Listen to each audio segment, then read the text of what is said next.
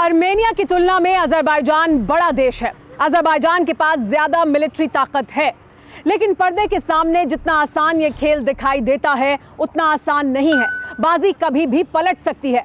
पर्दे के सामने व्लादिमीर पुतिन दोनों देशों से सीज फायर करने की अपील कर रहे हैं, लेकिन पर्दे के पीछे पुतिन का खेल कुछ और ही है। पुतिन इस समय न्यूट्रल गियर में है, लेकिन अगर पुतिन टॉप गियर में जाते हैं तो वर्ल्ड वॉर होने से कोई नहीं रोक सकता।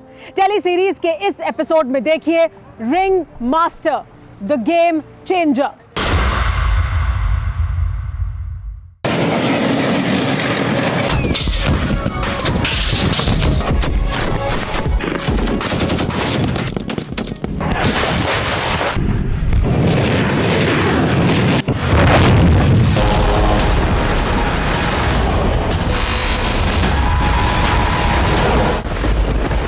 आर्मेनिया और अजरबैजान की लड़ाई का अंजाम क्या होगा?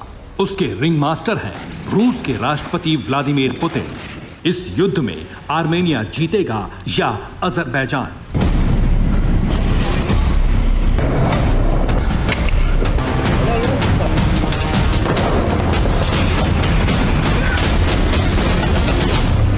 इसे तय करेंगे व्लादिमीर पुतिन। ऐसा क्यों होगा, इसे समझने के लिए सबसे पहले ये जानिए कि रूस का दोनों देशों से रिश्ता क्या है। Праздником!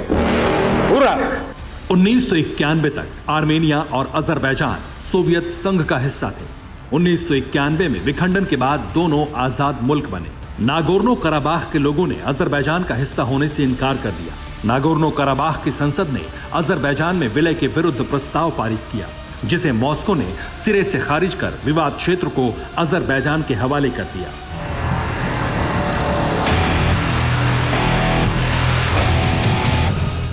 नागोर्नो कराबाख को लेकर रूस की नीति में कोई बदलाव नहीं हुआ, लेकिन सच्चाई यही है कि नागोर्नो कराबाख आर्मेनिया का ही हिस्सा था, जिसकी स्थिति में 1921 में बदलाव हुआ। 1921 में सोवियत संघ ने इस इलाके को अजरबैजान में शामिल कर दिया।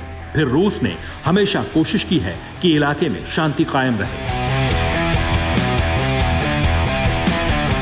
रूस की कोशिशों से ही 1994 में नागोर्नो कराबाख को लेकर आर्मेनिया और अजरबैजान में सीज फायर हुआ। रूस की कोशिशों के कारण ही 2016 में दोनों देशों के बीच 4 दिन के युद्ध का द एंड हुआ।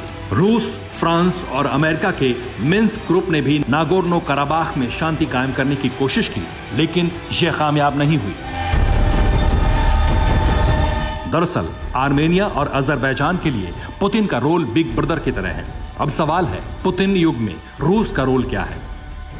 पुतिन के अजरबैजान और आर्मेनिया से बेहतर ताल्लुकात हैं, लेकिन आर्मेनिया का अधिक झुकाव मॉस्को की तरफ है।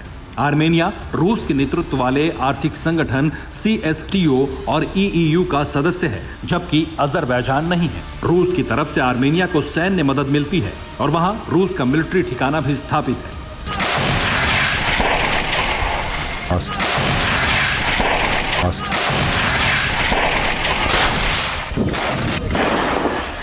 आर्मेनिया के अधिकतर हथियार रूसी हैं, लेकिन अजरबैजान भी रूस निर्मित हथियार खरीदता है। इस तरह रूस दोनों देशों के मौजूदा युद्ध में फूंक फूंक कर कदम रख रहा है।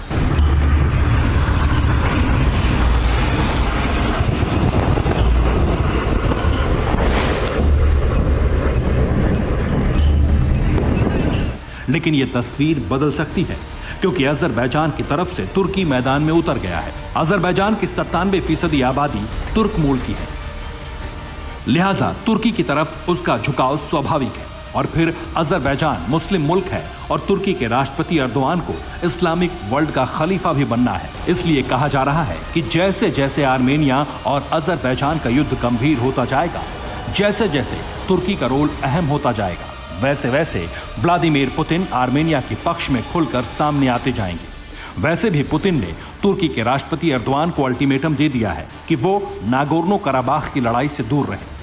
अब पुतिन की बात एर्दोआन कितना मानते हैं, ये भविष्य पर है। अगर अकड़बाज एर्दोआन नहीं माने तो आर्मेनिया की जीत और अजरबैजान की हार तय है। इस युद्ध के लपेटे में तुर्की भी आएगा, क्योंकि इस्लामिक वर्ल्ड में तुर्की की बढ़ती दखलंदाजी के कारण उसके रिश्ते रूस से सामान्य नहीं रहे हैं।